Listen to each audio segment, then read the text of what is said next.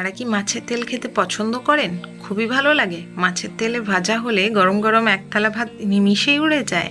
তাহলে আজকের এই রেসিপিটি মাছের তেল দিয়ে সম্পূর্ণ আপনাদের সাথে শেয়ার করতে চলেছি। তো কিভাবে রেসিপিটি বানাতে হবেন আসুন দেখে নিই।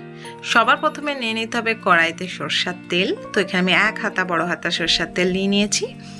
সরষের তেলটা গরম হলে এখানে আমি 5 ফোড়ন দেবো। 5 ফোড়নটা যখন ফুটে যাবে তখন আমি এখানে একটা বড় সাইজের পেঁয়াজ কুচিয়ে দেবো আর 2টি কাঁচা লঙ্কা দিয়ে দেবো।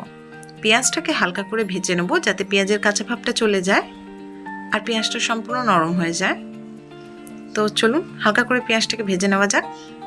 গ্যাসের ফ্লেম লো টু মিডিয়াম থাকবে, যেমন নর্মালি থাকে, একদমই হাই করার কোনো দরকার নেই। তো ফট করে পেঁয়াজটা পুড়ে যাবে আর পেঁয়াজের কাঁচা ভাবটাও যাবে না আর পেঁয়াজের যে টেস্টটা সেটাও সবজিতে কিন্তু আসবে না। তো দেখুন হালকা হালকা করে আমি পেঁয়াজটাকে ভেজে নিয়েছি। এইবার আমি কিন্তু এখানে দিয়ে দেবো মাছের তেলটি। মাছের তেলটি প্রথমেই ভালোভাবে ওয়াশ করে ধুয়ে বেছে তার মধ্যে নুন হলুদ মাখানো রয়েছে। এবার এখানে আমি দিয়ে দিলাম মাছের তেলটি এবং মাছের তেলটি দেওয়ার পরে এখানে আমি মাছের তেলটিকে হাই ফ্লেম করে দেবো গ্যাসটিকে এবং মাছের তেলটিকে ভালোভাবে ভেজে নেব। 40 সেকেন্ড মতো আমি মাছের তেলটিকে ভেজে নিয়েছি। দেখুন এটা থেকে একটুখানি জল বেরিয়েছে আর এর মধ্যেই আমি কিন্তু বেগুন অ্যাড করে দেবো।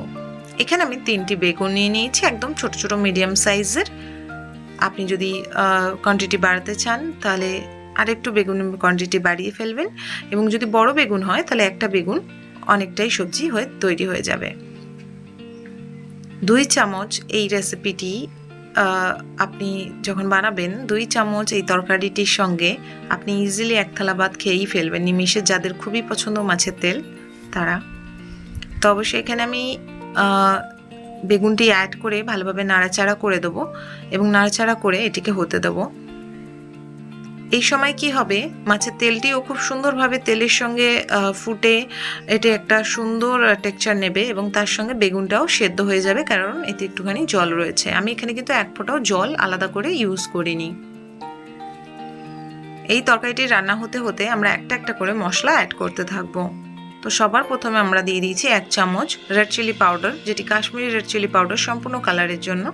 আপনি চাইলে ঝাল বেশি যদি চান তাহলে এখানে কিন্তু কাঁচা লঙ্কার পরিমাণটা বাড়িয়ে ফেলবেন অথবা আপনি গুঁড়ো লঙ্কা দিয়েও বানাতে পারেন। এখানে 2 চামচ আমি আদা রসুনের পেস্ট দেব এবং ভালোভাবে মিশিয়ে নেব। এই যে সবজিটি এটার মধ্যে কিন্তু আপনি সরু সরু করে আলু অ্যাড করে দিতে পারেন, সেটি আরও সুন্দর খেতে হবে। তো আমি ক্যামেরাটি বন্ধ করে এটিকে 2 মিনিট ভালোভাবে রান্না করে নিয়েছি। তো দেখুন 2 মিনিটে জলটা পুরো শেষ হয়ে গিয়েছে আর এখানে তেল কিন্তু ওপরে দেখা যাচ্ছে। এটার মধ্যে এক ফোঁটাও জল ইউজ করবেন না।